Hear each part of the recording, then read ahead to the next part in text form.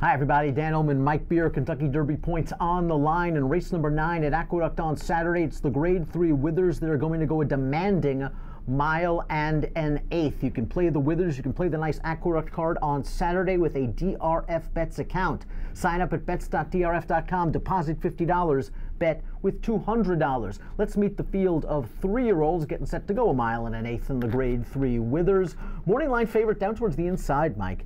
That's the number 1 Tax. And boy, did Danny Gargan improve this horse. Claimed him off a maiden claiming win at Keeneland, where he earned a 66 Beyer speed figure. All he did was improve 27 Beyer points when finishing third behind 2 horses that would be odds on in this race. Yeah, a couple of good horses that he ran against in that Remsen. He ran a really good race against them. The pace wasn't that fast, but he had the outside post.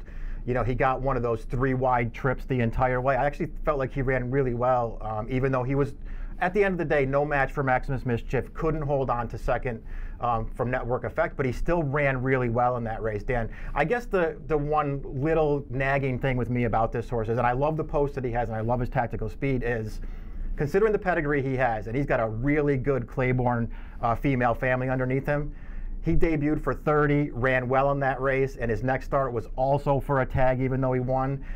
Where's the hole on this horse? It feels like there's a hole on this horse somewhere. Something to worry about, to be sure. This is a horse he did finish ahead of a couple of minor next out winners in the Remsen, but I'm not completely convinced about the mile and an eighth. And I know it was a real big Beyer improvement, obviously. Yeah. We have this formulator fact for Danny Gargan, who just does great work and is a bit underrated. Past 4 years with 3-year-olds on dirt making their second start after the claim, 55% winners, 8 of 11 on the board, and a $2.89 ROI. You mentioned the good inside post with a really short run going into the first turn at a mile and an eighth. I wonder where he's going to be placed early, because it seems like he's been in kind of slow-paced races, and there's speed in here with Lucky Lee and the outside horse, Not That Brady. Do you think there's a chance he's completely outrun? I don't see how he could be completely outrun. I know that pace wasn't fast last time, but he kept right up with it. I mean, they sprinted him in his debut when he was up there dueling for the lead. This horse has speed. I think they're going to use it early in this race, if not to just try and make the lead, but to save ground into that first turn. He's going to be up close to the pace. When you see a horse like Tax with that dramatic Beyer improvement, do you say I have to see it again, or do you actually believe Gargan made all the difference? Yeah, it's all situational, I guess, in that regard. Sometimes you want to see it again. I'm not surprised that this horse took a step forward for Gargan, and I expect it'll run well again on Saturday. Todd Pletcher's number 3, Moretti, on paper looks like he's got everything going for him. This is a horse who sold for $900,000 as a yearling. He's a half to Breeders' Cup Dirt Mile winner, Battle of Midway. His dam was a Grade 1 stakes winner going long. Rigolette, I think, won the Oak Leaf on Synthetic. And this horse has run well in both starts, including a win over this course and distance. He is a little bit green, but you get the feeling that the talent's there, don't you? Yeah, from both of his starts, I think you sort of get the impression that he has a lot of ability. It's just a question of when he puts it all together. Maybe he does it here off of a pretty nice maiden win, I thought, last time down. I mean, it was over this distance, over this track. That's a good thing. He was still, it felt like he was still learning on the job in there. He took that race over. I thought he was getting a little drifty in the stretch.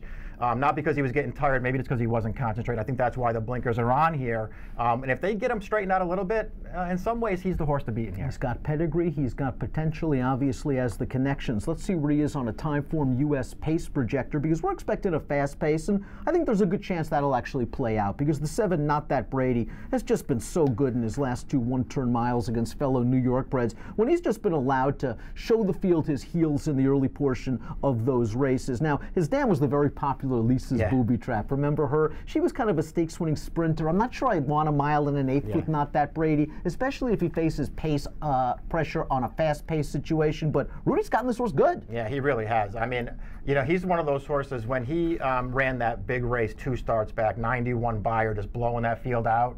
I remember looking at that race and going, I was with you, I didn't buy it. I don't know how much I believe that. Let's see what happens in the Damon run. You know, I was against him in that race. You know what?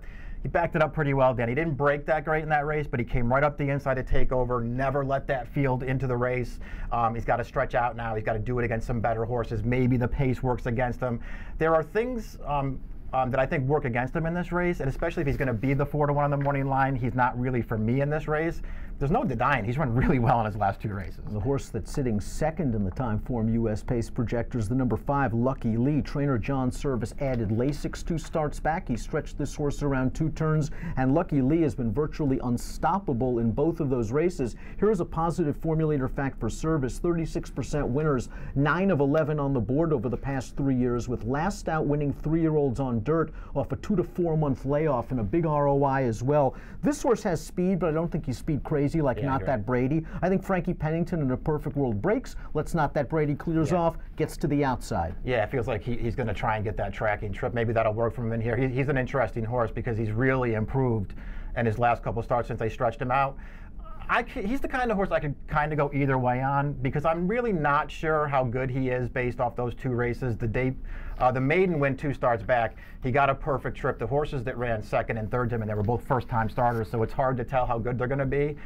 But he won that race very easily. Then he came back last time. They put him right on the lead. Nobody challenged him. He blew that field out through the stretch, but the figure really jumped up. He's got some versatility. He clearly has some talent. There's pedigree here. He's bred to get at least this far. Service does a really good job. There's things to like about this. We'll see what kind of price he is. Trainer Mark Casse has 2 in here, including the 6-hour Brain Trust, never off the board from 4 lifetime starts. Buyer speed figures improving with each and every start. Are you concerned about the 1 1/8? Yeah, I'm definitely concerned about the mile. This is a talented horse. He ran really well last time in the Jerome, but when I watched that race, he got a really good trip in that race. He came up and took dead aim at Mind Control in the stretch. He just couldn't get by that horse. Really no match. I'm not suggesting that it had to be the distance. Maybe Mind Control is just a better horse than him. But it feels like maybe he doesn't really want to go this far. New connections, they're going to try something different with him here and see where he fits. But I think this is going to be a real test for him. Distance won't be an issue for the number 2, Sir Winston, who is already a multiple winner around 2 turns. But surface is the big question. His dam was a Grade 3 stakes winner at Turfware Arlington. She really loved the synthetic track. And Sir Winston's gotten good around 2 turns. Maybe it was simply the distance. Got to prove it on dirt. He's got to prove it on dirt. That's the big question for him. But as you say, distance is no problem. The dam was a much better synthetic horse. I think she was also like 2nd or 3rd in the Spinster. She really liked synthetic, but she did win on the dirt early in her career, so maybe this horse can handle it. I actually like his races. I think he's pretty good. He's got a lot working against him in this race, especially if he's going to be inside and they're going to be kicking dirt back at him. That might not work too well for him, but he's got some ability and he's got some good tactical speed too. Admire showed some chops in his 2nd lifetime start, stretching out from 6 furlongs all the way to 1 1/8 and coming through as the favored winner. He was entered in the Lecomte last month at the Fairgrounds, drew just a terrible post position, so this is plan B for trainer Dale Romans, but he's already won at the distance. He's yet to run over fast going, but Admire to me looks like a horse that's got a lot of sneaky potential. Maybe this is a little too much too soon, but I'm curious to see what he does here. I kind of agree with you. I don't know that I want to bet him in this race, but I'm interested to see where he ultimately plays out in this division because he has some ability. His win last time, all right, sloppy track off the turf.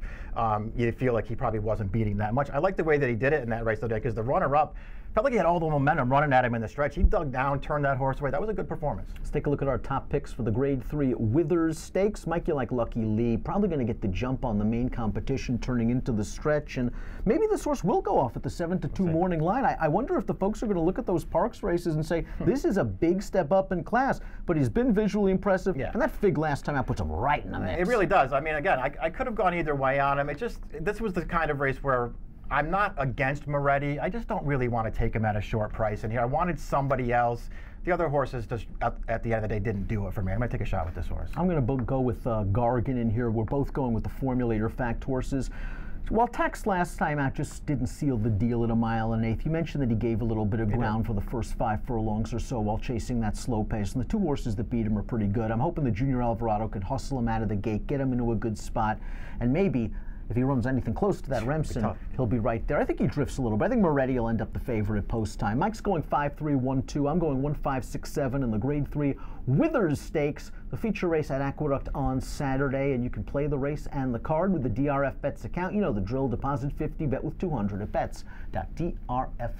Approximate post time for the Withers, 4:30 Eastern on Saturday. Best of luck.